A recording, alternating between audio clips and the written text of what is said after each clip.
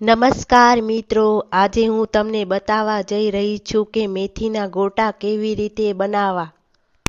તમે જોઈ રહ્યા છો કે મેં વિડીયોમાં સરસ મેથીના ગોટા બનાવીને તમને દેખાડ્યા છે, તો એવા જ મેથીના ગોટા આજે આપણે બનાવશું।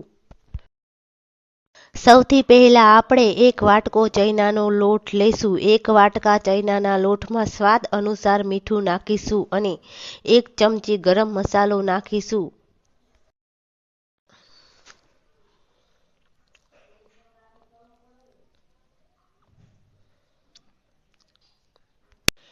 1 ચમચી ધાણા જીરું પાવડર નાખીને પછી આપણે લોટમાં બધાય મસાલા મિક્સ કરી લેવાના છે। પછી તેમાં આપણે પાણી નાખવાનું છે। પાણી થોડું થોડું કરીને નાખવાનું છે। આપણે થોડું થોડું પાણી નાખશું અને ચણાના લોટનું ખીરું બનાવી લેશું। હવે ખીરું સરસ બની ગયું છે। હવે ખીરામાં તમારે અડધી ચમચી બેકિંગ સોડા નાખવાના છે, જે સોડા આપણે ખાવા માટે રસોઈમાં ઉપયોગ કરીએ છીએ તે સોડા।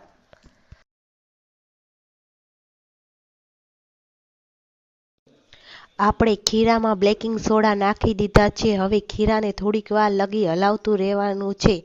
પછી ઝીણા સમારેલા લીલા મરચાં 4 નંગ લીધા હતા તે તેમાં ખીરામાં નાખી દેવાના છે અને ઝીણી સમારેલી ડુંગળી 2 નંગ લીધી હતી તે પણ તેમાં નાખી દેવાની છે। હવે ડુંગળી અને લીલા મરચાં નાખ્યા પછી ખીરાને સરખી રીતે હલાવીને મિક્સ કરી લેવાનું છે। પછી તેમાં ઝીણી સમારેલી લીલી મેથી નાખી દેવાની છે। ઝીણી સમારેલી લીલી મેથી નાખ્યા પછી મિક્સરને સરખી રીતે મિક્સ કરી લેવાનું છે। પછી આપણે તેલ ગરમ થવા માટે મૂક્યું છે। ગરમ તેલ ખીરાના અંદર થોડુંક નાખવાનું છે, કારણ કે આપણા ભજીયા સરસ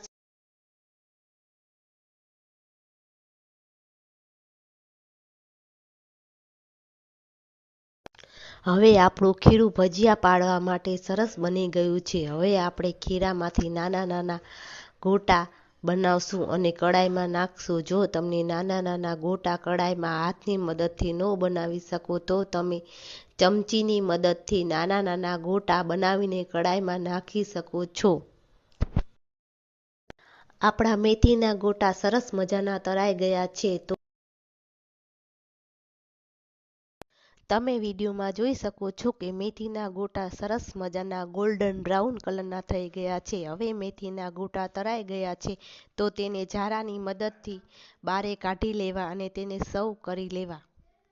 તમે વિડીયોમાં જોઈ શકો છો કે મેં સરસ મજાના ગોટા બનાવ્યા છે અને તેને ચટણી સાથે સર્વ કર્યા છે। તમને મારો વિડીયો ગમ્યો હોય તો મારી ચેનલને લાઈક કરો અને સબસ્ક્રાઈબ કરો અને કમેન્ટ કરજો।